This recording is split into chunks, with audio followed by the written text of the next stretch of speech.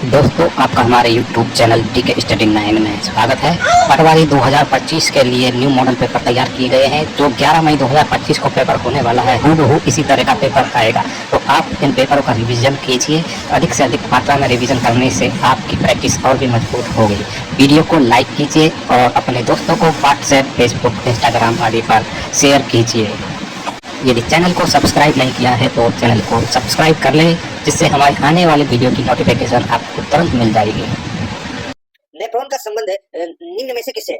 अब नेफ्रॉन का संबंध है वो किससे? अब किसी को पता ही नहीं है नेफ्रॉन होता क्या है। तो दोस्तों ये वक्राणु होता है, ठीक है, और ये वक्र की क्रियात्मक इकाई होती है, ठीक है, नेफ्रॉन। तो यहाँ पर मैं आपको बताऊं, इनकी जो संख्या है नेफ्रॉन की, ठीक है, ये प्रत्येक वक्र में लगभग 10 लाख होती है। तो यहाँ पर अपना इसमें राइट आंसर हो जाएगा, वो है वक्र। तो यहाँ पर इसमें 4 यानी कि 2 नंबर का जो ऑप्शन है वो इसका बिल्कुल सही उत्तर इसमें हो जाएगा। आगे देखिए दोस्तों, यहाँ पे निम्न में से कौन सा प्रोटीन का उच्चतम स्रोत है? कौन सा प्रोटीन का उच्चतम स्रोत है? उच्चतम स्रोत की बात मैं यहाँ पे कर रहा हूँ। तो दोस्तों ये है घी। घी कर लेना इसको, ठीक है। तो दोस्तों उच्चतम स्रोत इसमें सोयाबीन है। तो यहाँ पर इसमें 1 नंबर का ऑप्शन बिल्कुल सही उत्तर हो जाएगा। दूध है, ये कैल्शियम का स्रोत है, और जो घी है ये वसा और विटामिन का स्रोत है, और गाजर है ये दोस्तों विटामिन ए का स्रोत है। तो यहाँ पर ए नंबर का ऑप्शन बिल्कुल सही उत्तर हो जाएगा, क्योंकि यहाँ पे प्रोटीन के बारे में पूछा गया है। 3 नंबर का प्रश्न इसमें देखिए, प्रथम पुनर्योगी टीका किसे माना जाता है? प्रथम पुनर्योगी टीका किसे माना जाता है? दोस्तों इसका जो राइट आंसर हो जाएगा वो है हेपेटाइटिस बी का टीका। हेपेटाइटिस बी का टीका को प्रथम पुनर्योगी टीका माना जाता है। यहाँ पर 3 नंबर का ऑप्शन बिल्कुल सही उत्तर इसमें हो जाएगा। 4 नंबर का प्रश्न है, इसमें देखिए, सेब के कटने के पश्चात उसका भूरे रंग में बदलना उदाहरण है। सेब के कटने के पश्चात उसका भूरे रंग में बदलना उदाहरण है। तो दोस्तों उदाहरण है, तो ये किसका उदाहरण है? तो इसका सही उत्तर हो जाएगा वो है ये रासायनिक परिवर्तन है। दोस्तों क्या है? रासायनिक परिवर्तन है। तो यहाँ पर अपना इसमें 3 नंबर का जो ऑप्शन है वो इसका बिल्कुल सही उत्तर इसमें हो जाएगा। ये आपको इसमें याद रखना है, ठीक है, रासायनिक परिवर्तन है। नेक्स्ट आगे देखिए दोस्तों, यहाँ पे 5 नंबर का प्रश्न है। देखिए, दूरदृष्टि दोष को ठीक करने के लिए किस लेंस का उपयोग किया जाता है? दूरदृष्टि दोष को ठीक करने के लिए किस लेंस का उपयोग किया जाता है? तो यहाँ पर इसका राइट आंसर हो जाएगा वो है दोस्तों, कौन से लेंस का उपयोग किया जाता है? तो दोस्तों उत्तल लेंस का उपयोग है वो किया जाता है। यहाँ पर 4 नंबर का जो ऑप्शन है वो इसका बिल्कुल सही उत्तर हो जाएगा। देखिए, दूरदृष्टि दोष को ठीक करने के लिए उत्तल लेंस का प्रयोग किया जाता है, उसी प्रकार निकट दृष्टि दोष को ठीक करने के लिए अवतल लेंस का प्रयोग किया जाता है, ठीक है। यहाँ पर 4 नंबर ऑप्शन बिल्कुल सही। 6 नंबर का प्रश्न इसमें देखिए, पृथ्वी के पलायन वेग का मान है। पृथ्वी के पलायन वेग का मान है वो कितना है? तो वो है दोस्तों 11.2 किलोमीटर प्रति सेकंड। 11.2 किलोमीटर प्रति सेकंड, ठीक है। तो यहाँ पर अपना इसमें राइट आंसर हो जाएगा 3 नंबर का जो ऑप्शन है वो इसका बिल्कुल सही उत्तर हो जाएगा इसमें। आगे देखिए 7 नंबर का प्रश्न है, निम्न में से कौन सी धातु सामान्य तापक्रम पर कमरे के ताप पर द्रव अवस्था में पाई जाती है? बताइए, निम्न में से कौन सी धातु सामान्य तापक्रम पर कमरे के ताप पर द्रव अवस्था में पाई जाती है? तो यहाँ पर इसका राइट आंसर हो जाएगा वो है दोस्तों मरकरी। यहाँ पर 2 नंबर का जो ऑप्शन है वो इसका बिल्कुल सही उत्तर हो जाएगा, मरकरी। आगे देखिए यहाँ पे 8 नंबर का प्रश्न है, निम्न में से किस जैन तीर्थकर का उल्लेख ऋग्वेद में मिलता है? बताइए, कौन से जैन तीर्थकर का उल्लेख है वो ऋग्वेद में मिलता है? राइट आंसर हो जाएगा वो है दोस्तों ऋषभदेव का उल्लेख है वो ऋग्वेद में मिलता है। 3 नंबर का जो ऑप्शन है वो इसका बिल्कुल सही उत्तर इसमें हो जाएगा। आगे देखिए दोस्तों, यहाँ पे 9 नंबर का प्रश्न है, गायत्री मंत्र का उल्लेख ऋग्वेद के कौन से मंडल में मिलता है? गायत्री मंत्र का जो उल्लेख है वो दोस्तों ऋग्वेद के कौन से मंडल में मिलता है? राइट आंसर हो जाएगा दोस्तों तीसरे मंडल में। यहाँ पर इसमें 1 नंबर का ऑप्शन बिल्कुल सही उत्तर इसमें हो जाएगा, तीसरे मंडल में मिलता है। 10 नंबर का प्रश्न है, देखिए, दिल्ली के किस सुल्तान ने तुर्क ए चहलगानी की स्थापना की थी? बताइए, तुर्क ए चहलगानी यानी कि एक दल चालीसा नामक संगठन की जो स्थापना की थी वो किसने की थी? तो वो की थी दोस्तों इल्तुतमिश ने। यहाँ पर 4 नंबर का ऑप्शन बिल्कुल सही हो जाएगा, इल्तुतमिश ने।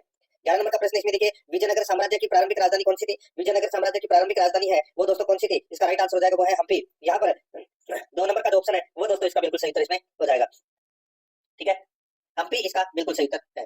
आगे देखिए 12 नंबर का प्रश्न है, किस युद्ध के पश्चात ब्रिटिश ईस्ट इंडिया कंपनी को बंगाल, बिहार व उड़ीसा की दीवानी प्राप्त हुई? बताइए, किस युद्ध के पश्चात ब्रिटिश ईस्ट इंडिया कंपनी को बंगाल, बिहार व उड़ीसा की दीवानी प्राप्त हुई? इसका सही उत्तर हो जाएगा वो है दोस्तों इसमें बक्सर के युद्ध के बाद। बक्सर के युद्ध के बाद यानी कि 1764 के बाद। यहाँ पर 2 नंबर का जो ऑप्शन है वो इसका बिल्कुल सही उत्तर हो जाएगा। आगे देखिए यहाँ पे 13 नंबर का प्रश्न है, किस गवर्नर जनरल या वायसराय ने व्यक्तिगत सिद्धांत का अनुसरण किया था? किस गवर्नर जनरल या वायसराय ने व्यक्तिगत सिद्धांत का अनुसरण किया था? तो दोस्तों इसका राइट आंसर हो जाएगा वो है इसमें डलहौजी, ठीक है। तो यहाँ पर इसमें सही उत्तर हो जाएगा डलहौजी। लॉर्ड डलहौजी ने व्यक्तिगत सिद्धांत का अनुसरण है वो किया था, ठीक है। आगे देखिए यहाँ पे 14 नंबर का प्रश्न है, कांग्रेस के प्रथम अधिवेशन की अध्यक्षता किसने की थी? प्रथम अधिवेशन की अध्यक्षता है वो दोस्तों व्योमेश चंद्र बनर्जी, जिसको अपन डब्ल्यू सी बनर्जी के नाम से भी जानते हैं, उनके द्वारा की गई थी। यहाँ पर 1 नंबर का ऑप्शन बिल्कुल सही उत्तर हो जाएगा। 15 नंबर का प्रश्न है, इसमें देखिए, संविधान सभा की अंतिम बैठक किस दिनांक को आयोजित हुई थी? संविधान सभा की जो अंतिम बैठक है ये दोस्तों आयोजित हुई थी कब से कब तक? तो दोस्तों ये देखिए, अंतिम बैठक की अगर मैं बात करूं तो दोस्तों देखिए, प्रथम बैठक तो हुई थी 1946 को, 9 दिसंबर 1946 को, और अंतिम बैठक हुई थी 24 जनवरी 1950 को। तो यहाँ पर अपना इसमें राइट आंसर 4 नंबर का ऑप्शन बिल्कुल सही हो जाएगा। 24 जनवरी 1950 को अंतिम बैठक हुई थी और पहली बैठक हुई थी दोस्तों 9 दिसंबर 1946 को। आगे देखिए 16 नंबर का प्रश्न है, किस अधिनियम द्वारा केंद्र में द्वैत शासन का आरंभ किया गया? केंद्र में द्वैत शासन का जो आरंभ है ये दोस्तों किया गया। तो यहाँ पर इसका राइट आंसर हो जाएगा भारत शासन अधिनियम 1935। भारत शासन अधिनियम 1935 के द्वारा केंद्र में द्वित्व शासन का आरंभ है वो किया गया। यहाँ पर 4 नंबर का जो ऑप्शन है वो इसका बिल्कुल सही उत्तर इसमें हो जाएगा। आगे देखिए 17 नंबर का प्रश्न है, किस संविधान विशेषज्ञ ने प्रस्तावना को भारतीय संविधान का परिचय पत्र कहा है? किस संविधान विशेषज्ञ ने प्रस्तावना को भारतीय संविधान का परिचय पत्र कहा है? इसका राइट आंसर हो जाएगा वो है दोस्तों N.A. Palkhivala. N.A. Palkhivala 2 number का जो ऑप्शन है वो इसका बिल्कुल सही उत्तर इसमें हो जाएगा। प्रस्तावना को भारतीय संविधान का परिचय पत्र है वो किसने कहा? तो N.A. पालकीवाला ने कहा। 2 नंबर ऑप्शन बिल्कुल सही। आगे देखिए भारतीय संविधान के किस अनुच्छेद में बलात् श्रम को प्रतिबंधित किया गया है? भारतीय संविधान के किस अनुच्छेद में बलात् श्रम को प्रतिबंधित किया गया है? इसका राइट आंसर हो जाएगा वो है दोस्तों इसमें अनुच्छेद 23। यहाँ पर 1 नंबर का जो ऑप्शन है वो इसका बिल्कुल सही उत्तर हो जाएगा अनुच्छेद 23। 29 नंबर का प्रश्न है, इसमें देखिए संविधान के किस भाग को भारतीय संविधान का मेघना काटी या मेघना काटा, ठीक है, भारतीय संविधान का मेघना काटा है किस संज्ञा दी गई है? बताइए कौन से भाग को, यानी कि संविधान के कौन से भाग को मेघना काटा की संज्ञा दी गई है? तो यहाँ पर इसका राइट आंसर हो जाएगा वो है भाग 3। और भाग 3 में क्या है? मूल अधिकार का उल्लेख है। तो यहाँ पर इसमें राइट आंसर हो जाएगा 1 नंबर का ऑप्शन बिल्कुल सही। आगे देखिए प्रश्नकाल के दौरान संसद में निम्न में से कौन से प्रश्नों का उत्तर मौखिक रूप से दिया जाता है? प्रश्नकाल के दौरान संसद में निम्न में से कौन से प्रश्नों का उत्तर मौखिक रूप से दिया जाता है? तो यहाँ पर इसका राइट आंसर हो जाएगा वो है इसमें अल्प सूचना वाले और तारांकित प्रश्नों का उत्तर मौखिक रूप से दिया जाता है संसद में, ठीक है। तो यहाँ पर इसमें राइट आंसर 4 नंबर का ऑप्शन बिल्कुल सही हो जाएगा, 1 और 2 दोनों। आगे देखिए 21 नंबर का प्रश्न है, भारतीय संविधान में महान्यायवादी का कार्यकाल कितना निश्चित किया गया है? भारतीय संविधान में महान्यायवादी का कार्यकाल कितना निश्चित किया गया है? तो यहाँ पर इसका राइट आंसर हो जाएगा वो है तय नहीं, ठीक है। तो यहाँ पर इसमें 4 नंबर का जो ऑप्शन है वो इसका बिल्कुल सही हो जाएगा, तय नहीं। आगे देखिए 22 नंबर का प्रश्न है, भारत का रूर प्रदेश किसे कहा जाता है? भारत का रूर प्रदेश है वो किसे कहा जाता है? यहाँ पर इसमें राइट आंसर हो जाएगा वो है छोटा नागपुर का पठार। छोटा नागपुर का पठार को रूर प्रदेश है वो कहा गया है। यहाँ पर 1 नंबर का जो ऑप्शन है वो इसका बिल्कुल सही उत्तर इसमें हो जाएगा। आगे देखिए यहाँ पे 23 नंबर का प्रश्न है, भारत में लोहा इस्पात उद्योग का प्रारंभ कब से हुआ? भारत में लोहा इस्पात उद्योग का प्रारंभ है वो कब से हुआ? तो दोस्तों ये प्रारंभ हुआ 1874 ईस्वी से। यहाँ पे इसमें राइट आंसर हो जाएगा यहाँ पे 2 नंबर का जो ऑप्शन है वो इसका बिल्कुल सही उत्तर इसमें हो जाएगा, ठीक है। ये आपको इसमें याद रखना है। 1874 में दोस्तों लोहा इस्पात उद्योग का प्रारंभ है वो हुआ था बंगाल के कुल्टी में, ठीक है। नाम था बंगाल आयरन वर्क्स, ठीक है, वर्क्स। आगे देखिए दोस्तों यहाँ पे 24 नंबर का प्रश्न है, उत्तर भारत में शिवालिक गिरिपथ प्रदेश में सिंधु नदी से तीस्ता नदी तक के क्षेत्र है वो क्या कहलाता है? बताइए।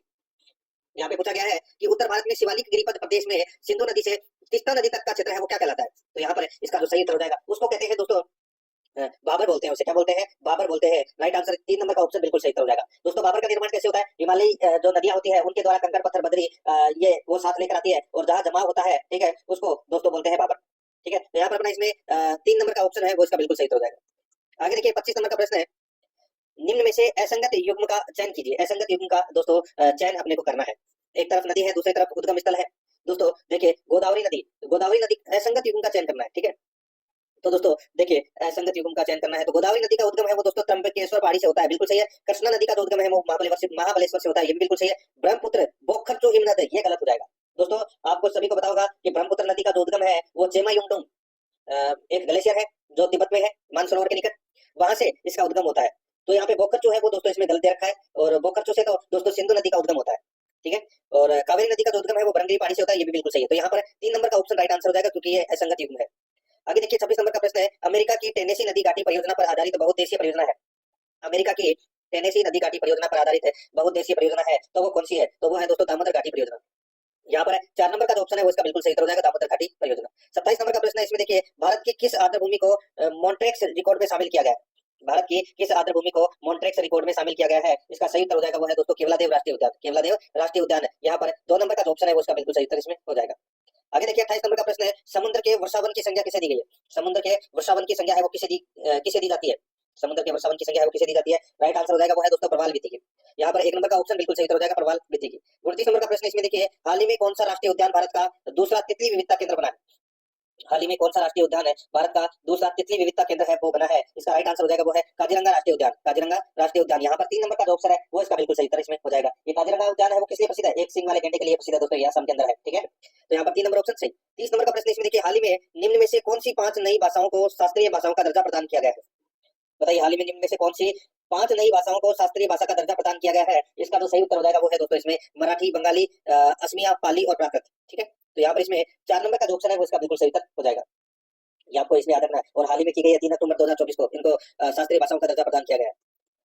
31 नंबर का प्रश्न इसमें देखिए, अक्टूबर 2024 में केंद्रीय मंत्रिमंडल ने राष्ट्रीय खाद्य तेल मिशन तिलहन को मंजूरी प्रदान की, इसकी समाप्ति होगी।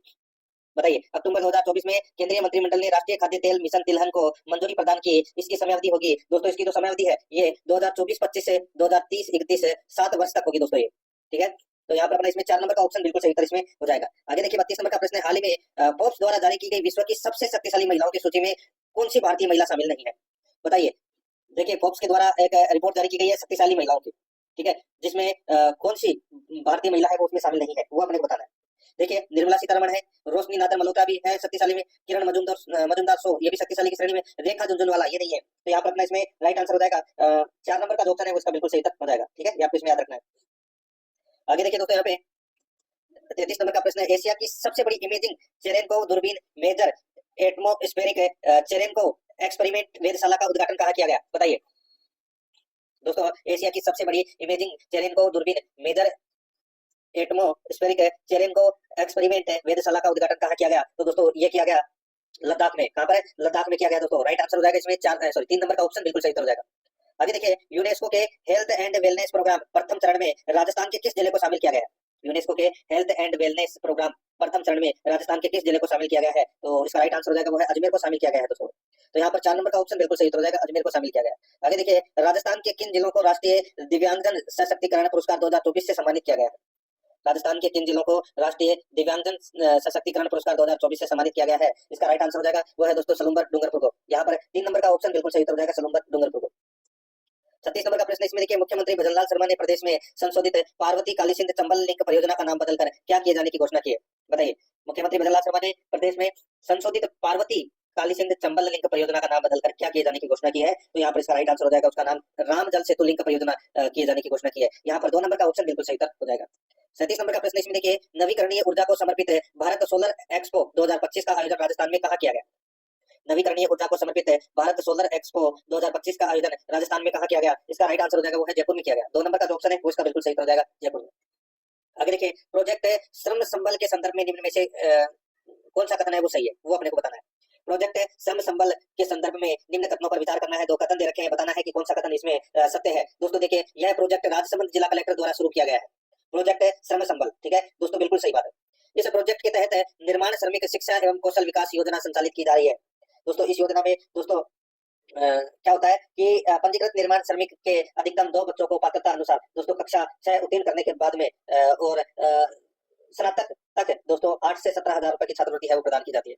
तो यहाँ पर दोस्तों ये दोनों के दोनों कथन है वो क्या है, इसमें सत्य है। तो यहाँ पर इसमें राइट आंसर क्या हो जाएगा, वो है 3 नंबर का ऑप्शन बिल्कुल सही, 1 और 2 इसमें दोनों सत्य है।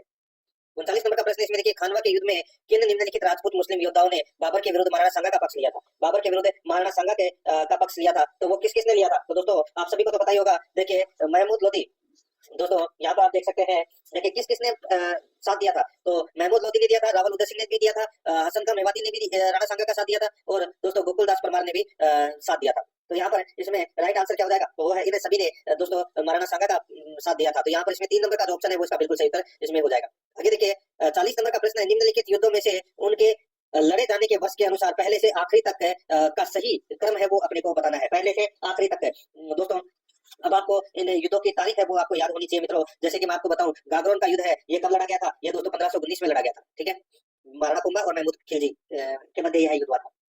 सारंगपुर का जो युद्ध है ये दोस्तों 1437 ईस्वी में हुआ था, 1437 ईस्वी में हुआ था। ये महाराणा सॉरी देखिए, गागरोन का युद्ध है ये महाराणा सांगा और महमूद खिलजी द्वितीय के बीच में हुआ था। ये सांगा और महमूद खिलजी द्वितीय के साथ में, और ये जो सारंगपुर का युद्ध है ये महाराणा कुंभा और महमूद खिलजी प्रथम के बीच में हुआ था। और जो बयाना का युद्ध है ये तो सभी को पता होगा दोस्तों, ये 1527 में हुआ था, ठीक है, ये तो राणा सांगा और बाबर के बीच में हुआ था। और मावली का युद्ध है ये दोस्तों 1540 में हुआ था, और ये राणा उदय सिंह और बनवीर के बीच में हुआ था। तो यहाँ पे अगर मैं क्रम की बात करूं तो मित्रों क्रम आप देख सकते हैं, सबसे पहले आएगा इसमें सारंगपुर का युद्ध यानी कि 2, फिर आएगा दोस्तों इसमें 1 गागरोन का युद्ध, फिर आएगा इसमें बयाना का युद्ध, और फिर आएगा मावली का युद्ध, यानी कि 2, 1, 3, 4 इसका बिल्कुल सही उत्तर हो जाएगा, यानी कि 2 नंबर का जो ऑप्शन है वो इसका बिल्कुल सही हो जाएगा। आगे देखिए, अकबर ने प्रताप से समझौते के प्रयास में 4 शिष्टमंडल भेजे, निम्न में से किसने शिष्टमंडल का नेतृत्व नहीं किया? बताइए, 4 शिष्टमंडल भेजे थे प्रताप को मनाने के लिए, ठीक है, और उसकी ट्रिक मैं आपको काफी बार बता भी चुका हूँ, जमा बटो, यानी कि सबसे पहले गया था जैसे मतलब जलाल खां, फिर दूसरी बार गया था माँ का मतलब मान सिंह, और तीसरे नंबर पे आपको भय दिखाई दे रहा है तो तीसरे नंबर पर गया था भगवंत दास, और टो का मतलब टोडरमल, ये चौथी बार गया था दोस्तों। एक है यानी कि पहला आदमी है वो 1572 में गया था, और बाकी के जो 3 आदमी है वो दोस्तों 1573 में गए थे, ठीक है, ये आपको इसमें याद रखना है। तो किसने शिष्टमंडल का नेतृत्व नहीं किया? देखिए, जलाल खां भी थे, भगवंत दास भी थे, टोडरमल भी थे, अबुल फजल नहीं थे। तो यहाँ पर 1 नंबर का ऑप्शन है वो इसका बिल्कुल सही उत्तर हो जाएगा। आगे देखिए, निम्नलिखित में से किसे राज्यपाल नियुक्त तो करता है परंतु बर्खास्त नहीं कर सकता? निम्नलिखित में से किसे राज्यपाल नियुक्त तो कर सकता है परंतु बर्खास्त नहीं कर सकता? तो यहाँ पर इसमें राज्य लोक सेवा आयोग का जो अध्यक्ष है राज्य लोक सेवा आयोग का जो अध्यक्ष है इसकी नियुक्ति राज्यपाल तो कर सकता है परंतु बर्खास्त नहीं कर सकता। ठीक है, निलंबित किया जा सकता है लेकिन बर्खास्त नहीं किया जा सकता। बर्खास्त तो दोस्तों राष्ट्रपति ही करेगा। ठीक है, तो राइट आंसर क्या हो जाएगा, वो है इसमें 2 नंबर का जो ऑप्शन है वो इसका बिल्कुल सही उत्तर हो जाएगा। आगे देखिए, राजस्थान विधानसभा के स्पीकर को पद की शपथ कौन दिलाता है? स्पीकर को पद की शपथ कौन दिलाता है? तो दोस्तों मैं आपको बताऊं, देखिए स्पीकर को पद की शपथ है वो दोस्तों कोई नहीं दिलाता। तो यहाँ पर इसमें 4 नंबर का ऑप्शन हो जाएगा, क्योंकि दोस्तों स्पीकर है वो सदस्य में से ही बनता है और वो सदस्य के रूप में शपथ ले लेता है। और स्पीकर यानी कि अध्यक्ष के रूप में उसे अलग से शपथ लेने की जरूरत नहीं है, क्योंकि वो विधानसभा के सदस्य के रूप में शपथ ले लेता है। तो स्पीकर को कौन दिलाता है शपथ? कोई नहीं दिलाता। तो यहाँ पर 4 नंबर का ऑप्शन बिल्कुल सही उत्तर हो जाएगा। 44 नंबर का प्रश्न इसमें देखिए, राजस्थान के निम्नलिखित मुख्यमंत्रियों में से पदभार ग्रहण करने का क्रम का सही विकल्प चुनना है। राजस्थान के निम्नलिखित मुख्यमंत्रियों में से पदभार ग्रहण करने के क्रम का सही विकल्प है वो कौन सा है, वो अपने को यहाँ पर बताना है। दोस्तों सही विकल्प का अगर मैं बात करूं तो दोस्तों वो है सबसे पहले इसमें बैतुल्ला खान, फिर हरदेव जोशी, फिर भैरों सिंह शेखावत और फिर जगन्नाथ पाड़िया। ठीक है, ये क्रम है, ये दोस्तों बिल्कुल सही है। यहाँ पर 4 नंबर का जो ऑप्शन है वो इसका बिल्कुल सही उत्तर हो जाएगा इसमें। आगे देखिए, 45 नंबर का प्रश्न है, किस भारतीय संविधान संशोधन ने उच्च न्यायालय के न्यायाधीशों की सेवानिवृत्ति की आयु 60 वर्ष से बढ़ाकर 62 वर्ष कर दी गई? किस भारतीय संशोधन ने उच्च न्यायालय के न्यायाधीशों की सेवानिवृत्ति की आयु 60 वर्ष से बढ़ाकर 62 वर्ष कर दी गई? तो यहाँ पर इसका राइट आंसर हो जाएगा वो है 15वां संविधान संशोधन। 2 नंबर का जो ऑप्शन है वो इसका बिल्कुल सही उत्तर इसमें हो जाएगा। आगे देखिए, 46 नंबर का प्रश्न है, राजस्थान लोक सेवा आयोग के अध्यक्ष का कार्यकाल है। राजस्थान लोक सेवा आयोग के अध्यक्ष का कार्यकाल है तो वो कार्यकाल है 6 वर्ष या 62 वर्ष की आयु तक, जो भी पहले हो। यहाँ पर 2 नंबर का जो ऑप्शन है वो इसका बिल्कुल सही उत्तर इसमें हो जाएगा। 47 नंबर का प्रश्न इसमें देखिए, इन संगठनों में कौन सा संगठन राजस्थान पंचायती राज प्रणाली के क्रम में सबसे ऊंचे स्तर पर है? इन संगठनों में कौन सा संगठन राजस्थान पंचायती राज प्रणाली के क्रम में सबसे ऊंचे स्तर पर है? तो सबसे ऊंचे स्तर पर है जिला परिषद। ठीक है, तो यहाँ पर इसमें 4 नंबर का ऑप्शन बिल्कुल सही उत्तर हो जाएगा और सबसे निम्न स्तर पर है दोस्तों ग्राम पंचायत होती है। ठीक है, ये आपको इसमें याद रखना है। आगे देखिए, 48 नंबर का प्रश्न है, इसमें देखिए, किसने 2 अक्टूबर 1959 को नागौर राजस्थान में पंचायती राज की आधुनिक त्रिस्तरीय प्रणाली का उद्घाटन किया? दोस्तों पंचायती राज का उद्घाटन है वो नागौर के अंदर किसने किया था 2 अक्टूबर 1959 को? तो सभी को पता होगा, पंडित जवाहरलाल नेहरू ने किया था। यहाँ पर 2 नंबर का ऑप्शन बिल्कुल सही उत्तर हो जाएगा। 49 नंबर का प्रश्न इसमें देखिए, राजस्थान मानव अधिकार आयोग के बारे में अधोलिखित कथनों को पढ़िए। दोस्तों इसमें देखिए, आयोग मानव अधिकारों के उल्लंघन में स्वतः ही जांच प्रारंभ कर सकता है, तो दोस्तों बिल्कुल सही बात है। आगे देखिए, किसी पीड़ित की ओर से किसी अन्य व्यक्ति द्वारा आयोग को प्रस्तुत अर्जी पर आयोग जांच है वो प्रारंभ कर सकता है, तो दोस्तों बिल्कुल सही बात है। दोनों के दोनों कथन है वो राजस्थान मानव अधिकार आयोग के बारे में सत्य है। तो यहाँ पर सही कोड का अपने को यहाँ पर चयन करना था। 4 नंबर का ऑप्शन इसका बिल्कुल सही उत्तर हो जाएगा। आगे देखिए, राज्य मानव अधिकार आयोग का कौन सा कार्य नहीं है? बताइए, राज्य मानव अधिकार आयोग का कौन सा कार्य नहीं है? यहाँ पर देखिए, मानवाधिकार के क्षेत्र में कार्यरत गैर सरकारी संगठनों के प्रयासों को हतोत्साहित करना, ये कार्य नहीं है दोस्तों राज्य मानवाधिकार आयोग का। तो दोस्तों और क्या कार्य है? तो देखिए, जेलों का दौरा करना, कैदियों की जीवन स्थिति का अध्ययन करना, ये कार्य है। लोगों के बीच मानवाधिकार साक्षरता का प्रयास करना, मानवाधिकार के क्षेत्र में अनुसंधान करना और बढ़ावा देना, ये कार्य है। दूसरा, तीसरा और चौथा ये कार्य है मानवाधिकार के दोस्तों, मानवाधिकार आयोग के। लेकिन यहाँ पे पहला नहीं है, 1 नंबर ऑप्शन इसका बिल्कुल सही उत्तर हो जाएगा। 51 नंबर का प्रश्न इसमें देखिए, राजस्थान विधानसभा के प्रक्रिया तथा कार्य संचालन संबंधी नियम के अनुसार प्रश्नों के वर्गीकरण की संख्या है। तो दोस्तों प्रश्नों के वर्गीकरण की संख्या है वो कितनी है? तो दोस्तों वो है 3। कौन कौन से प्रश्न है? एक तारांकित प्रश्न, एक अतारांकित प्रश्न और एक अल्प सूचना प्रश्न, 3 है। ठीक है, 2 नंबर ऑप्शन बिल्कुल सही। 52 नंबर का प्रश्न इसमें देखिए, किस समूह की खगोलीय वेधशालाओं का निर्माण महाराजा जयसिंह जी द्वारा कराया गया? किस समूह की खगोलीय वेधशालाओं का निर्माण महाराजा जयसिंह जी द्वारा कराया गया? तो यहाँ पर इसका राइट आंसर हो जाएगा वो है दिल्ली, जयपुर, उज्जैन, मथुरा और बनारस। यहाँ पर 1 नंबर का जो ऑप्शन है वो इसका बिल्कुल सही उत्तर इसमें हो जाएगा। 53 नंबर का प्रश्न इसमें देखिए, निम्न में से 1923 में बंद किए गए किस समाचार पत्र को तरुण राजस्थान के नाम से पुनः प्रकाशित किया गया? निम्न में से 1923 में बंद किए गए किस समाचार पत्र को तरुण राजस्थान के नाम से पुनः प्रकाशित किया गया? इसका सही उत्तर हो जाएगा वो है दोस्तों इसमें नवीन राजस्थान। यहाँ पर 3 नंबर का जो ऑप्शन है वो इसका बिल्कुल सही उत्तर हो जाएगा नवीन राजस्थान। ठीक है, नेक्स्ट आगे देखिए दोस्तों, यहाँ पे सुमेलित करना है। सूची फर्स्ट में यहाँ पर दोस्तों संघ दे रखे और संघ या सभा दे रखी है और दूसरी तरफ उनकी स्थापना वर्ष दे रखे है। देखिए, राजपूताना मध्य भारत सभा की जो स्थापना है वो कब हुई थी? तो दोस्तों वो 1918 में हुई थी। ठीक है, पहले का 4 हो जाएगा 1918। राजस्थान सेवा संघ की जो स्थापना है वो दोस्तों 1919 को हुई थी और मारवाड़ सेवा संघ की जो स्थापना है ये दोस्तों 1920 को हुई थी और आचार सुधारणी सभा की जो स्थापना है वो दोस्तों 1910 में हुई थी। तो यहाँ पर इस प्रश्न का राइट आंसर हो जाएगा 4-3-2-1 4-3-2-1, यानी कि अपना इसमें 1 नंबर का ऑप्शन बिल्कुल सही उत्तर हो जाएगा। 5 नंबर का प्रश्न इसमें देखिए, भागवत पुराण का परिजात अवतरण किस मेवाड़ चित्रकार की कृति है? बताइए, भागवत पुराण का परिजात अवतरण किस मेवाड़ चित्रकार की कृति है? तो यहाँ पर इसका राइट आंसर हो जाएगा वो है नानाराम की। यहाँ पर 3 नंबर का ऑप्शन बिल्कुल सही उत्तर हो जाएगा, नानाराम की कृति है। ठीक है, नेक्स्ट 56 नंबर का प्रश्न इसमें देखिए, निम्न में से कौन सा राजस्थान का गिरी दुर्ग कौन सा दुर्ग राजस्थान का गिरी दुर्ग नहीं है? तो यहाँ पर आपको दिखाई दे रहा होगा दोस्तों गागरोन, गागरोन है, ये गिरी दुर्ग नहीं है, ये जल दुर्ग की श्रेणी में आता है दोस्तों। राइट आंसर हो जाएगा यहाँ पे 1 नंबर ऑप्शन सही उत्तर। आगे देखिए, राजस्थान के किस लोक नृत्य में ढोल, बाकिया और थाली का प्रयोग मुख्य वाद्य यंत्र के रूप में किया जाता है? तो दोस्तों इसका सही उत्तर हो जाएगा वो है गैर नृत्य में दोस्तों ढोल, बाकिया और थाली का प्रयोग है वो किया जाता है वाद्य यंत्र के रूप में। यहाँ पर 1 नंबर ऑप्शन सही उत्तर। 58 नंबर का प्रश्न इसमें देखिए, कौन सा युग में पशु मेला और जिला सही सुमेलित नहीं है? कौन सा युग में पशु मेला और जिला सही सुमेलित नहीं है? तो दोस्तों यहाँ पर आप देख सकते हैं, देखिए चंद्रभागा मेला झालावाड़ में पड़ता है, बिल्कुल सही है। गोगामेड़ी पशु मेला ये हनुमानगढ़ में पड़ता है, बिल्कुल सही है। शिवरात्रि पशु मेला ये करौली में पड़ता है दोस्तों, कहाँ पर? करौली में पड़ता है। ठीक है, सवाई माधोपुर इसमें गलत रखा है। रामदेव पशु मेला ये नागौर में पड़ता है, ये बिल्कुल सही है। यहाँ पर 3 नंबर का ऑप्शन बिल्कुल सही। 59 नंबर का प्रश्न इसमें देखिए, निम्नलिखित में से कौन सा वैष्णव संप्रदाय नहीं है?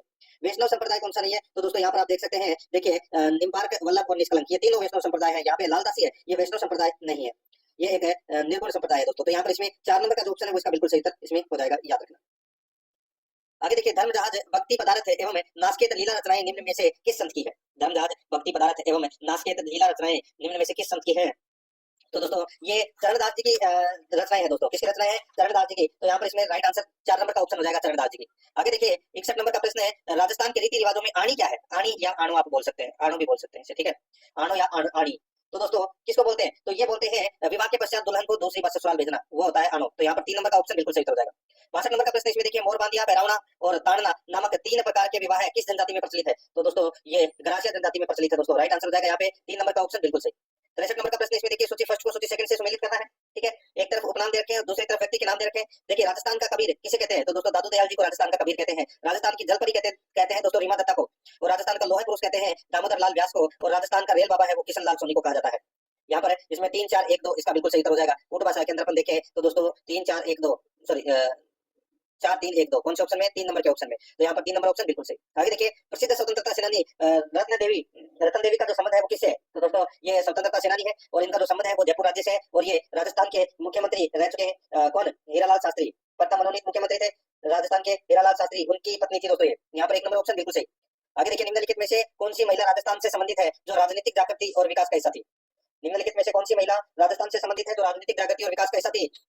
इसका सही उत्तर हो जाएगा वो है अंजना देवी चौधरी। यहाँ पर 1 नंबर का ऑप्शन बिल्कुल सही, अंजना देवी चौधरी। देखिए सुमेलित करना है, एक तरफ पर्यटन केंद्र है, दूसरी तरफ जिला है। कोट भाषा में अपने को उत्तर देना है कि कौन सा सही है। पांडुपोल कहाँ पर है? तो दोस्तों पांडुपोल अलवर में है, ठीक है। जसवंतगढ़ कहाँ है? तो दोस्तों जसवंतगढ़ जोधपुर में है। लालगढ़ कहाँ है? तो लालगढ़ बीकानेर में है। और गागवन का किला कहाँ है? तो झालावाड़ में। तो यहाँ पर इस प्रश्न का राइट आंसर हो जाएगा 3 4 2 1 3 4 2 1 इस प्रश्न का सही उत्तर, यानी कि इसमें 3 नंबर का जो ऑप्शन है वो इसका बिल्कुल सही उत्तर हो जाएगा। आगे देखिए, निम्नलिखित में से कौन सी पर्वतीय चोटी सिरोही जिले में अवस्थित नहीं है? तो दोस्तों अचलगढ़, देलवाड़ा और शेर, ये तीनों पर्वत चोटियां हैं, वो दोस्तों कहाँ पर है? सिरोही में। लेकिन कमलनाथ है, ये कहाँ है? तो दोस्तों ये उदयपुर में। कहाँ पर है? उदयपुर में। तो यहाँ पर 1 नंबर का ऑप्शन बिल्कुल सही उत्तर इसमें हो जाएगा। इसकी ऊंचाई कितनी है? 1001 मीटर है, ये भी याद रखना है। आगे देखिए, निम्न में से कौन से दक्षिणी अरावली के शिखर है? कौन से दक्षिणी अरावली के शिखर है वो अपने को यहाँ पर बताना है। देखिए अरावली को 3 भागों में बांटा गया, एक उत्तरी अरावली, एक मध्य अरावली और एक दक्षिणी अरावली। तो दक्षिणी अरावली के शिखर के बारे में पूछा गया है। तो दोस्तों एक तो नागपानी और एक लीलागढ़, ये दोनों दक्षिणी अरावली के पर्वत शिखर है।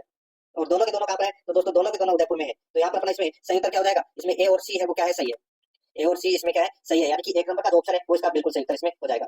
देखिए 69 से 73 प्रश्न तक है, पैसेज को पढ़कर अपने को उत्तर देना है। तो दोस्तों मैं पैसेज नहीं पढ़ रहा हूँ, आप अगर पढ़ना चाहते हैं तो इस क्लास को स्टॉप कीजिए और पढ़ लीजिए, ठीक है।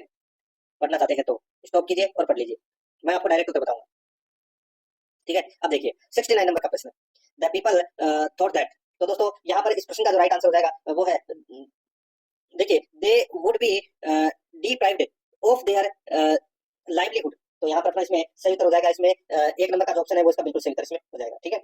आगे देखिए यहाँ पे, देखिए shutters were being closed because the shopkeepers.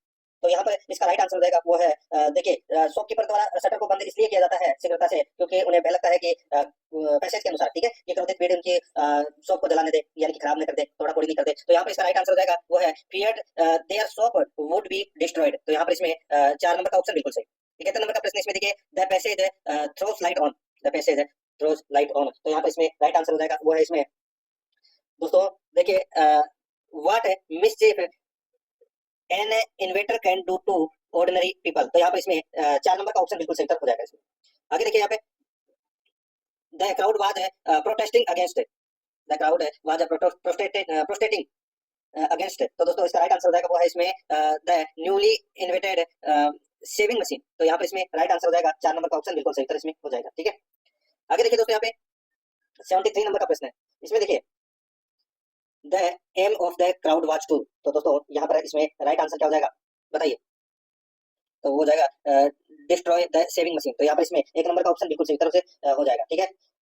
आगे देखिए दोस्तों यहाँ पे 74 से 75 तक अपने को एरर बताना है कि कौन से पार्ट में एरर है, ठीक है। यहाँ पे आप सेंटेंस देख सकते हैं, देखिए when he was arrested by the police in November 2014 his followers go on A rampage of 2 weeks. तो अब यहाँ पर दोस्तों बताना है कि कौन से पार्ट में एरर है। तो दोस्तों यहाँ पर देखिए सेंटेंस में यहाँ पर 2 कार्य दे रखे हैं और वो दोनों के दोनों दोस्तों भूतकाल के हैं, यानी कि पास्ट में हुए हैं दोनों के दोनों, ठीक है।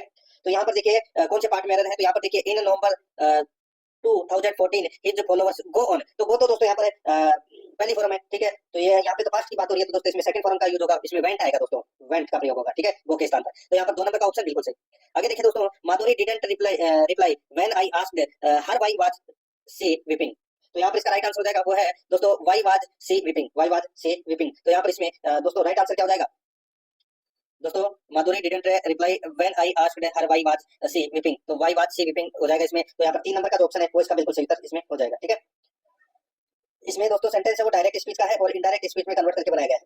तो यहाँ पर इसमें राइट आंसर हो जाएगा 3 नंबर ऑप्शन सही। आगे देखिए सिनोनिम बताना है दोस्तों अपने को, यानी कि समानार्थक शब्द बताना है। 76 नंबर का प्रश्न है सिनोनिम। देखिए एक्वेंट, एक्वेंट का मतलब क्या होता है दोस्तों, एक्वेंट का मतलब होता है परिचय कराना। तो इसका समानार्थक शब्द हो जाएगा दोस्तों वो है इंट्रोड्यूस कराना। या इंट्रोड्यूस का मतलब क्या होता है, इसका भी परिचय कराना होता है। तो यहाँ पर इसमें 2 नंबर ऑप्शन सही था।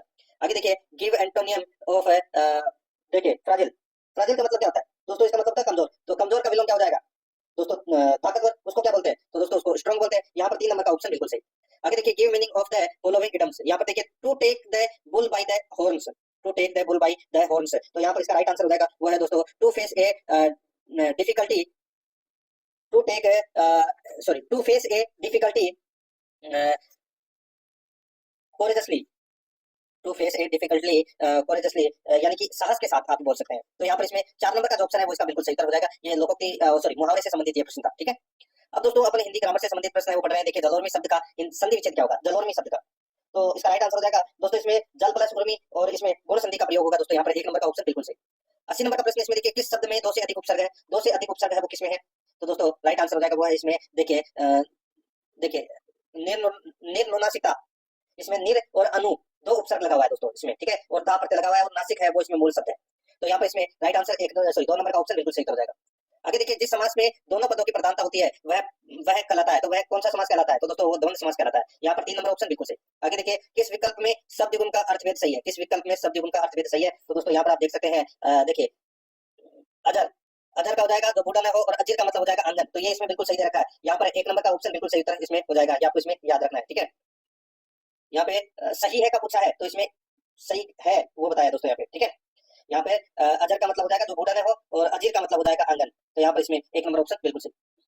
आगे देखिए दोस्तों यहाँ पे 83 नंबर का प्रश्न है जानवी शब्द का पर्याय है। दोस्तों जानवी शब्द का पर्याय है तो वो कौन सा है तो वो है दोस्तों मंदाकिनी, ठीक है। मंदाकिनी, जानवी और मंदाकिनी का अर्थ क्या होता है, गंगा होता है, ठीक है। तो यहाँ पर इसमें 4 नंबर का ऑप्शन बिल्कुल सही। 84 नंबर का प्रश्न इसमें देखिए अपने सहोदर के साथ देखकर उसका साहस द्विगुणित होगा, अपने सहोदर को साथ देखकर उसका साहस है वो द्विगुणित होगा। उक्त पंक्ति में रेखांकित शब्द का विलोम क्या होगा। तो यहाँ पर इसका सही उत्तर हो जाएगा वो है दोस्तों इसमें परोदर, ठीक है। सहोदर का विलोम शब्द है वो परोदर हो जाएगा, ठीक है।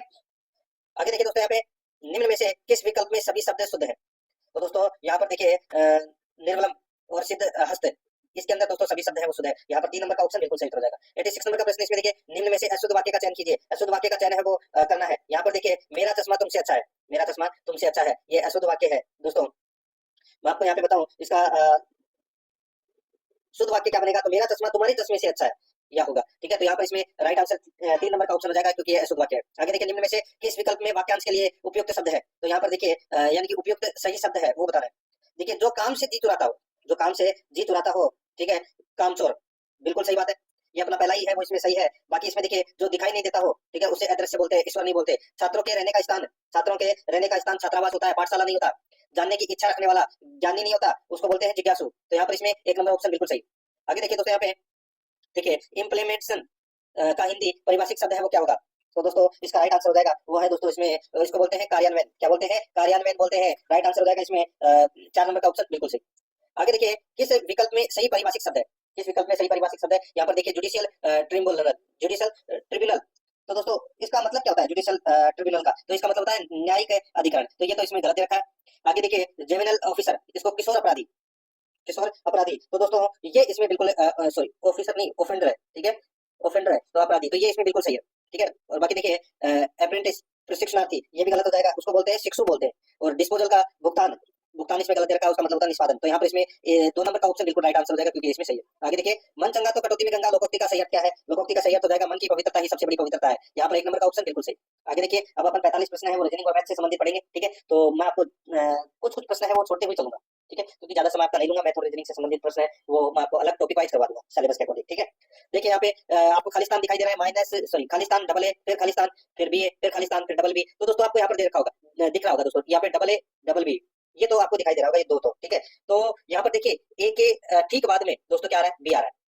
ए के ठीक बाद में बी आ रहा है, यानी कि इसमें ए बी। और देखिए बी से ठीक पहले ए आ रहा है, ठीक है। यहाँ पर इसमें देखिए ए से ठीक पहले बी आ रहा है, यानी कि इसमें बी डबल ए बी ये बन रहा है, बी डबल ए बी वाला सिस्टम है वो बन रहा है। ये आपको इसमें याद रखना है। देखिए एक बार फिर से बता देता हूँ मैं, इसमें वो कोड बनेगा तो वो बनेगा बी, ठीक है, बी ए और बी, फिर बी ए बी, ऐसे बनता हुआ चलेगा बी ए बी, ठीक है। तो यहाँ पर इसका जो राइट आंसर हो जाएगा वो है दोस्तों इसमें डबल ए बी। तो यहाँ पर इसमें सही हो जाएगा दोस्तों 3 नंबर का जो ऑप्शन है वो इसका बिल्कुल सही ये आएगा इसमें।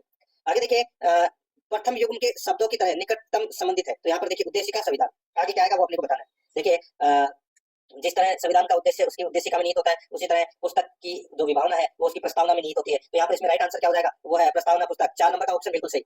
आगे देखिए अक्षरों के उस समूह का चयन करें जो अन्य से भिन्न है। अन्य से भिन्न है तो इसमें देखिए आर क्यू, ठीक है, इसमें -1 हो रहा है, और क्यू पी इसमें भी -1 हो रहा है, यानी कि सब में एक माइनस हो रहा है। यहाँ पे देखिए F G H P Q are और आर पी एन, तो ये तो गलत हो जाएगा, ठीक है। तो यहाँ पे क्यों ये तो पूरा ही गलत हो गया दोस्तों, एम एन ओ आएगा इसमें। और बाकी देखिए बी सी डी आप उल्टा पढ़ के देख लीजिए, B C D F G H और पी क्यू आर, लेकिन यहाँ पे तीसरे नंबर के ऑप्शन में देखिए R N R P N, ये तो बिल्कुल गलत हो जाएगा। तो यहाँ पे इसमें 3 नंबर का ऑप्शन बिल्कुल सही हो जाएगा। आगे देखिए श्रृंखलाओं में आसन अक्षरों के बीच छोड़े गए अक्षरों की संख्या 1 से बढ़ती है, नीचे दी गई श्रृंखला इस नियम का पालन करती है। तो यहाँ पर देखिए I M Q U Y C, ठीक है।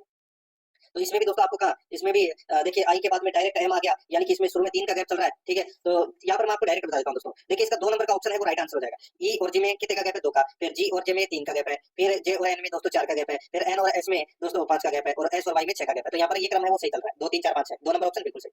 आगे देखिए 95 से 97 तक प्रश्न, किसी ने कहा था कि ये रीजनिंग से संबंधित ही प्रश्न है, ठीक है।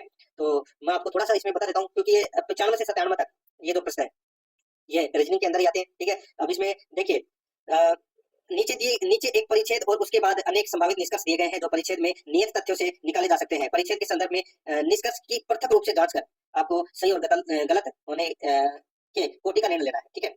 फिर उत्तर का अपने को चयन करना है। यहाँ पर देखिए अर्जनों और गठजोड़ों के माध्यम से विकास फार्मा और बायोटेक विनिर्माताओं और उनके शेयरधारकों के लिए मूल्य सृजन का एक महत्वपूर्ण भाग बन गया, ठीक है। आप इसको स्टॉप कर लीजिए क्लास को, ठीक है, और इसको पढ़ लीजिए। मैं आपको डायरेक्ट उत्तर बता देता हूँ दोस्तों, ज्यादा समय लगेगा नहीं इसे, ठीक है।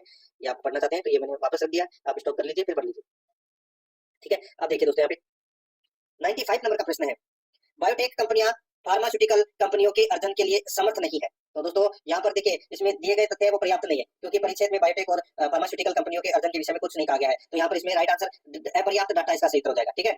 आगे देखिए फार्मास्यूटिकल कंपनियां बायोटेक कंपनियों के अर्जन को वरीयता देती है। तो दोस्तों ये निश्चित रूप से सही है। तो यहाँ पर 4 नंबर का ऑप्शन बिल्कुल सही उत्तर हो जाएगा। आगे देखिए संभाव्य क्रेताओं के बीच कड़ी प्रतियोगिताओं के परिणाम स्वरूप कंपनियों के मूल्य में वृद्धि हुई है। तो दोस्तों ये भी बिल्कुल सही है। तो यहाँ पर इसमें 4 नंबर का ऑप्शन हो जाएगा। अब दोस्तों आगे देखिए 98 नंबर का प्रश्न है, अगर एस एन का भाई है, दोस्तों एस है वो क्या है, एन का भाई है, ठीक है, तथा एन की बहन एम है, एन की बहन है वो एम है, तो ये क्या है, एम, एम दोस्तों बहन है, ठीक है, बहन है एम। ऐसे एन का भाई है और ये एम है ये बहन है, तथा जे का भाई पी है, जे का भाई है वो दोस्तों क्या है, पी है। तो दोस्तों जे का भाई है वो क्या है, पी है, ठीक है।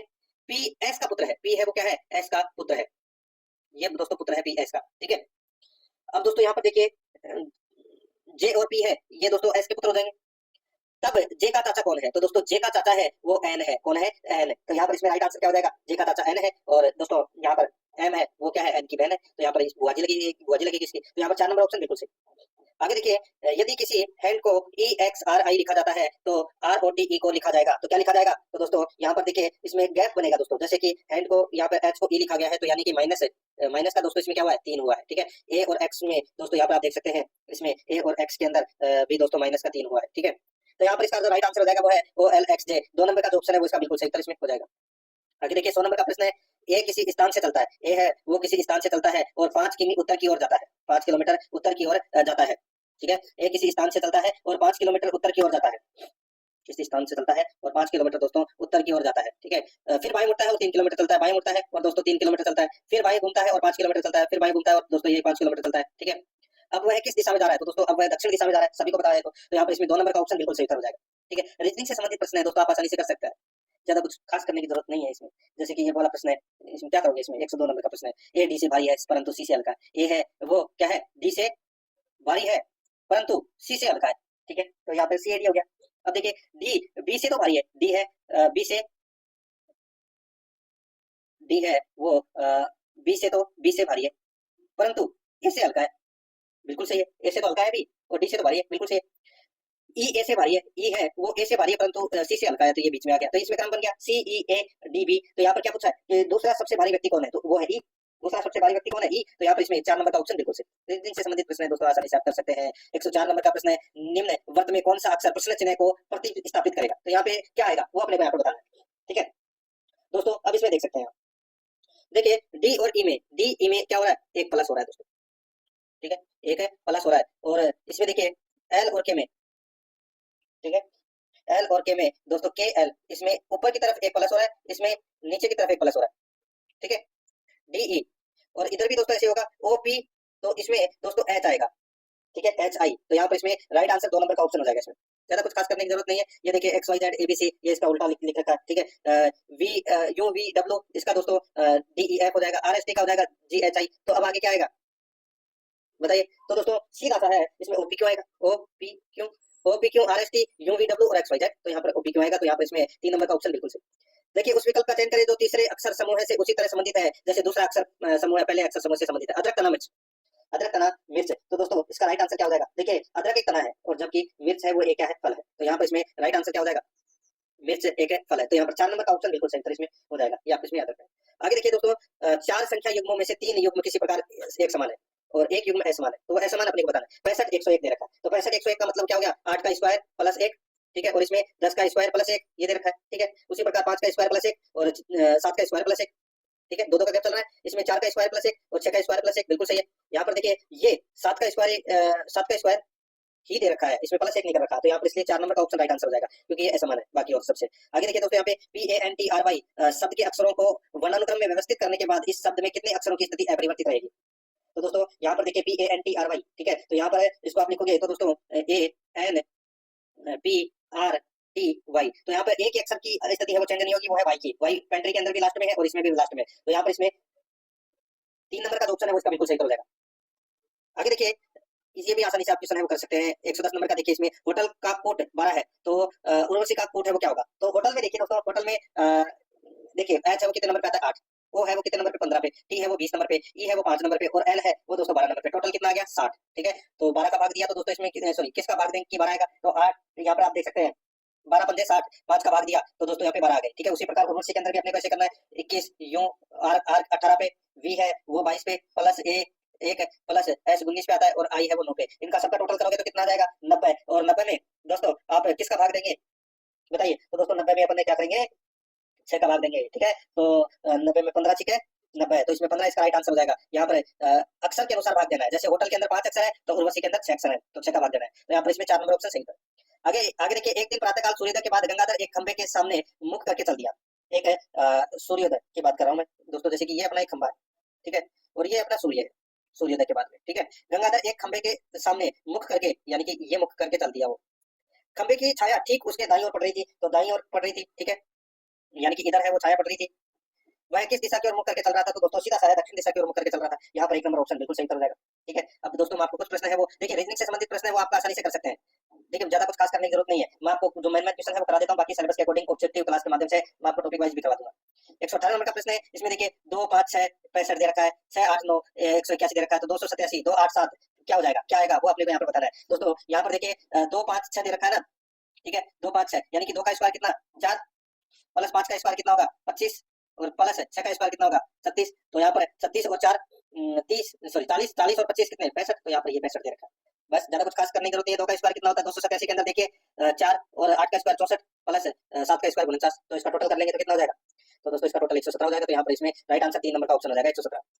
आगे देखिए 119 नंबर का प्रश्न, इसमें देखिए 12x - 2 बराबर 24 है में x का मान है वो क्या आएगा। तो दोस्तों सीधा सा है, इसमें x का मान अपन 4 करेंगे है ना, तो 4 में से 2 घटाएंगे तो भी 2 बचेगा ना, फिर 2 को ही दोबारा से मल्टीप्लाई करेंगे तभी तो 24 आएगा। तो यहाँ पे x के स्थान पर अपन 4 लिखेंगे, यहाँ पर 3 नंबर का ऑप्शन बिल्कुल सही हो जाएगा।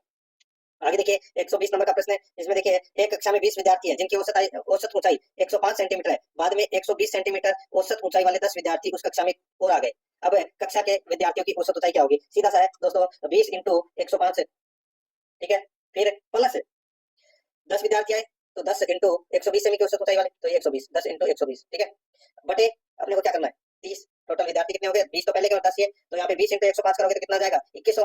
प्लस 10 इंटू 120 करोगे तो कितना 1200, तो यहाँ पे बटे 30, यानी कि 2100 और 1200 कितने होते हैं 3300, 3300 में आप 30 का भाग दोगे तो दोस्तों कितना आ जाएगा 110 सेंटीमीटर। तो यहाँ पर इसमें राइट आंसर हो जाएगा औसत ऊंचाई 110 सेंटीमीटर हो जाएगी इसमें, ठीक है। ज्यादा कुछ खास करने की दोस्तों इसमें जरूरत है वो बिल्कुल भी नहीं है, ठीक है। अब दोस्तों देखिए मैं आपको कुछ प्रश्न छोड़ते हुए चल रहा हूँ, ठीक है, ज्यादा खास करने की जरूरत नहीं है। जैसे कि 123 नंबर का प्रश्न है, इसमें देखिए विद्यार्थियों के एक समूह में 70% अंग्रेजी बोल सकते हैं तथा 65% हिंदी बोल सकते हैं। यदि इन विद्यार्थियों में से 27% दोनों भाषाएं बोल सकते हैं, सॉरी दोनों भाषाओं में से कोई भी नहीं बोल सकते हैं। दोबारा देखिए, विद्यार्थियों के एक समूह में 70% अंग्रेजी बोल सकते हैं तथा 65% हिंदी बोल सकते हैं। यदि इन विद्यार्थियों में से 27% विद्यार्थी दोनों भाषाओं में से कोई भी भाषा नहीं बोल सकते हैं, तो इस समूह के कितने प्रतिशत विद्यार्थी दोनों भाषाएं बोल सकते हैं?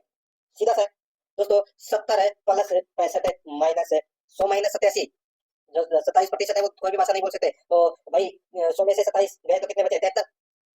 तो 70 और 65 कितने होते हैं? 70 और 65 होते हैं दोस्तों 135, 135 माइनस 73, डायरेक्ट लिख देता हूं मैं यहाँ पे 135 माइनस 73, समझ में आ गया। 70 और 65 को प्लस कर दिया यहाँ पे और 27 को 100 में से माइनस कर दिया तो 73 आ गए, ठीक है। अब 135 में से 73 गए जो दोनों भाषाएं बोल सकते हैं, तो कितने?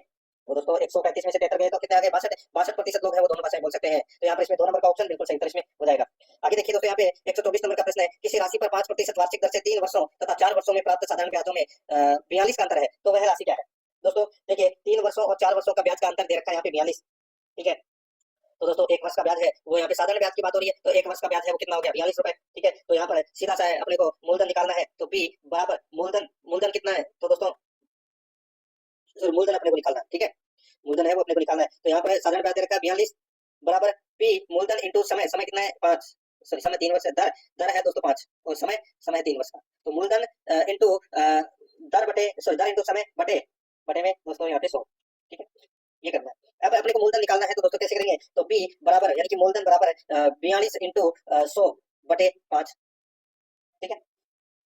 समय दोस्तों ये सॉरी एक एक का करना है यहाँ पे, तो ये 1 साल का है ना 42, ठीक है, 3 नहीं ये करना है। तो यहाँ पर 42 इंटू 100 बटे 5, बस कुछ खास करने की जरूरत नहीं है। 840 रुपए इसका जो राइट आंसर है वो हो जाएगा, मूलधन निकल कर आ जाएगा इसमें। तो यहाँ पर 4 नंबर का ऑप्शन बिल्कुल सही, ठीक है। अब दोस्तों देखिए, मैं आपको 127 नंबर का प्रश्न है वो करवाता हूँ। किसी वस्तु को 6% तथा 4% लाभ से बेचने पर विक्रय मूल्य का अंतर 3 रुपए हो तो उस वस्तु का क्रय मूल्य कितना होगा? देखिए, माना वस्तु का क्रय मूल्य है वो अपन ने मान लिया x रुपए, ठीक है। तो x का 2% बराबर कितना 3 रुपए, यहाँ पे 3 रुपए दे रखा है, x का 2% कितना आ गया 3 रुपए। तो यहाँ पे x बराबर क्या हो जाएगा, तो x बराबर है दोस्तों 3 इंटू 100 बटे 2, बस 300 में 2 का भाग दे लीजिए 150 रुपए आ जाएगा। तो यहाँ पर 2 नंबर ऑप्शन बिल्कुल सही। 128 नंबर का प्रश्न इसमें देखिए, यदि 25 कुर्सियों का लागत मूल्य 30 कुर्सियों के बिक्री मूल्य के बराबर है, यदि 25 कुर्सियों का लागत मूल्य 30 कुर्सियों के बिक्री मूल्य के बराबर है तो हानि का प्रतिशत कितना है? तो हानि का प्रतिशत है वो दोस्तों कितना है, सीधा सा है, माना कुर्सी का लागत मूल्य है वो 100 रुपए है, तो 25 कुर्सियों का लागत मूल्य कितना हो जाएगा 2500 रुपए हो जाएगा। एक कुर्सी का विक्रय मूल्य अपने को निकालना है, तो दोस्तों 2500 बटे 30 कर लीजिए, ठीक है। तो ज्यादा कुछ खास करने की जरूरत नहीं है, इसमें प्रॉफिट है वो दोस्तों 2 से 2/3% होगा, ठीक है। अब दोस्तों मैं आपको कंप्यूटर के क्वेश्चन है वो करा देता हूँ साथ ही, ठीक है। ये बाकी मैथ के और रीजनिंग के क्वेश्चन में समय ज्यादा लगेगा, इसलिए मैं आपको टॉपिक वाइज अलग से क्वेश्चन है वो करवाऊंगा। 137 नंबर का प्रश्न है, कंप्यूटर से संबंधित। अब अपन 15 प्रश्न है वो परीक्षा में आएंगे वही पढ़ रहे हैं। देखिए, कंट्रोल प्लस जेड का प्रयोग किया जाता है, कंट्रोल प्लस जेड का प्रयोग है वो किया जाता है, तो ये अंडू के लिए किया जाता है दोस्तों, यानी कि अंतिम क्रिया पूर्ववत करने के लिए। तो यहाँ पर इसमें 1 नंबर ऑप्शन बिल्कुल सही। आगे देखिए, एमएस वर्ड में अशुद्ध शब्द को किस रंग से रेखांकित किया जाता है? तो दोस्तों इसमें लाल रंग से रेखांकित किया जाता है दोस्तों। आगे देखिए, एमएस एक्सेल में टपल क्या होता है? टपल, तो दोस्तों टेबल में एक सिंगल रो जो किसी सिंगल रिकॉर्ड को प्रदर्शित करती है, ठीक है, उसे कहते हैं। तो यहाँ पर इसमें इसका राइट आंसर हो जाएगा टेबल की एक रो, ठीक है, 3 नंबर ऑप्शन सही। आगे देखिए, एमएस एक्सेल में सेल में दिए गए कमांड्स कहलाते हैं, तो कमांड्स कहलाते हैं तो वो कहलाते हैं दोस्तों सेल टिप। यहाँ पर 2 नंबर का ऑप्शन बिल्कुल सही। आगे देखिए, 140 नंबर का प्रश्न, ऐसी फाइल जिसमें रेडीमेड स्टाइल होते हैं जिनका उपयोग प्रेजेंटेशन के लिए किया जाता है कहलाती है? तो इसमें राइट आंसर हो जाएगा टेम्पलेट। यहाँ पर 4 नंबर का ऑप्शन बिल्कुल सही। आगे देखिए, सेलेरॉन, पेंटियम और कोर क्रम वर्जन है, तो दोस्तों इसका राइट आंसर हो जाएगा प्रोसेसर के। यहाँ पर 2 नंबर ऑप्शन बिल्कुल सही। आगे देखिए, निम्न में से कौन सा एक इनपुट डिवाइस का उदाहरण नहीं है? कौन सा एक इनपुट डिवाइस का उदाहरण नहीं है? तो दोस्तों यहाँ पे प्लॉटर एक आउटपुट डिवाइस है, प्लॉटर है वो एक आउटपुट डिवाइस है। यहाँ पर 1 नंबर का ऑप्शन बिल्कुल सही हो जाएगा। आगे देखिए, लाइट पेन क्या है? लाइट पेन, लाइट पेन दोस्तों ये एक इनपुट डिवाइस है दोस्तों। यहाँ पर 3 नंबर का ऑप्शन बिल्कुल सही, इनपुट डिवाइस है ये, ठीक है, जिसको पॉइंटिंग डिवाइस भी बोलते हैं। आगे देखिए, 144 नंबर का प्रश्न है, सीडी में फाइल कॉपी करने की प्रक्रिया क्या कहलाती है? तो वो कहलाती है दोस्तों बर्निंग। यहाँ पर 2 नंबर का ऑप्शन बिल्कुल सही। 145 नंबर का प्रश्न है, निम्नलिखित भंडारण युक्ति में किसमें सर्वाधिक डेटा स्टोर कर सकते हैं? निम्नलिखित भंडारण युक्ति में किसमें सर्वाधिक डेटा स्टोर कर सकते हैं? इसका राइट आंसर हो जाएगा वो है हार्ड डिस्क में। यहाँ पर 4 नंबर का ऑप्शन बिल्कुल सही। 146 नंबर का प्रश्न, इसमें देखिए, कौन सी प्रक्रिया यह सुनिश्चित करती है कि कंप्यूटर के सभी भाग कार्य कर रहे हैं तथा ठीक से जुड़े हुए हैं? यहाँ पर इसका राइट आंसर हो जाएगा वो है बूटिंग। 4 नंबर का जो ऑप्शन है वो इसका बिल्कुल सही हो जाएगा, बूटिंग। 147 नंबर का प्रश्न, इसमें देखिए, निम्न में से कौन सा एक ऑपरेटिंग सिस्टम नहीं है? ऑपरेटिंग सिस्टम कौन सा नहीं है? तो यहाँ पर देखिए, ओरेकल, ओरेकल है ये दोस्तों, डाटा मैनेजमेंट सॉफ्टवेयर है ये, ठीक है, 3 नंबर ऑप्शन बिल्कुल सही।